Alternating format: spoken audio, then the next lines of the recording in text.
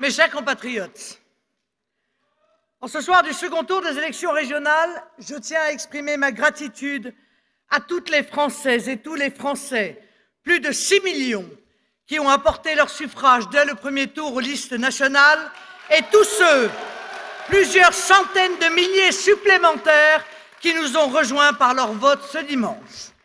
Je vous félicite, mesdames, messieurs, électeurs patriotes, courageux et déterminés, d'avoir su refuser les intimidations, l'infantilisation et les manipulations. Cet entre-deux tours a vu le Premier ministre et le président de l'Assemblée nationale en poste, possédés par leurs emportements, y tenir des propos d'une irresponsabilité inquiétante qui conduisent à s'interroger sur les dérives et les dangers d'un régime à l'agonie.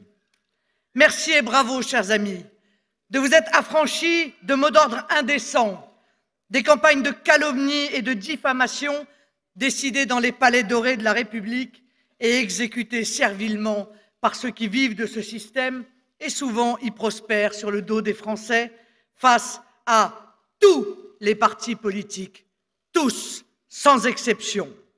Nous le savons, c'est le prix à payer pour l'émancipation d'un peuple.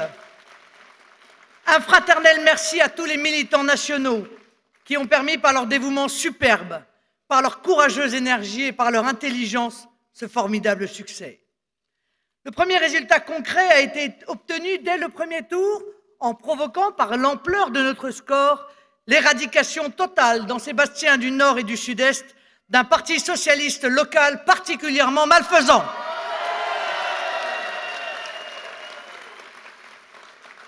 Par rapport à la dernière élection régionale, en 2010, nos listes passent de 9,17% à 30% des voix en ce second tour, soit 5 ans plus tard. Confirmant, comme l'avaient déjà démontré les élections européennes et départementales, la montée inexorable, élection après élection, du courant national, dépassant même, dans une élection locale, le nombre de suffrages réunis à l'élection présidentielle de 2012. En triplant le nombre de nos conseillers régionaux élus, le Front National sera désormais la première force d'opposition dans la plupart des conseils régionaux de France.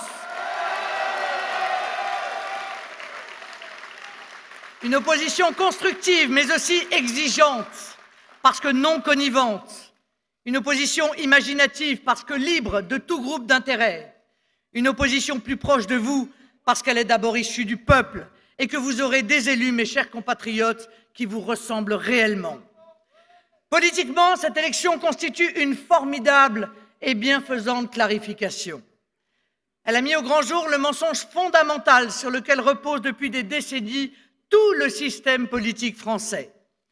Les désistements mutuels, notamment dans notre région comme en Provence-Alpes-Côte d'Azur, ont révélé sans aucune ambiguïté possible les liens jusqu'ici occultes de ceux qui disent s'opposer mais en réalité vous trompent, se partagent le pouvoir pour en jouir sans jamais résoudre vos problèmes, pire, en conduisant mandat après mandat le pays à la submersion et au chaos.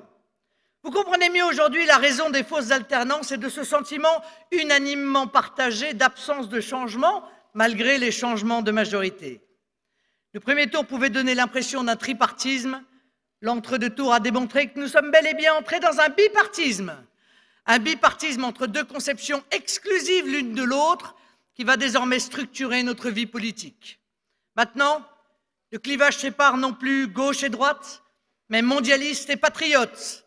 Les mondialistes, militant pour la dilution de la France et de son peuple dans un grand magma mondial, les patriotes qui croient que la nation constitue l'espace le plus protecteur pour les Français, c'est-à-dire pour chacun d'entre vous.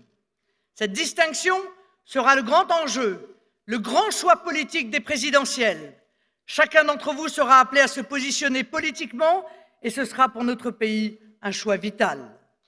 Dans cet engagement pour nos libertés individuelles et collectives, dont nous avons pu mesurer récemment dans l'épreuve combien elles nous sont précieuses, dans ce combat pour notre identité de Français et notre identité d'authentiques Européens, dans cette belle et grande aventure humaine au service de la France éternelle et fraternelle, je vous invite à nous rejoindre.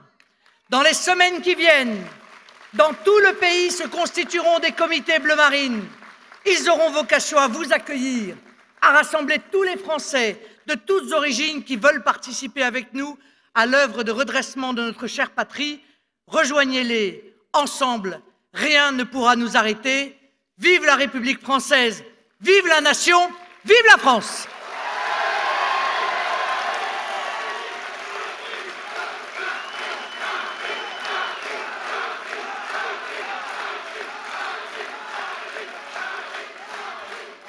Merci.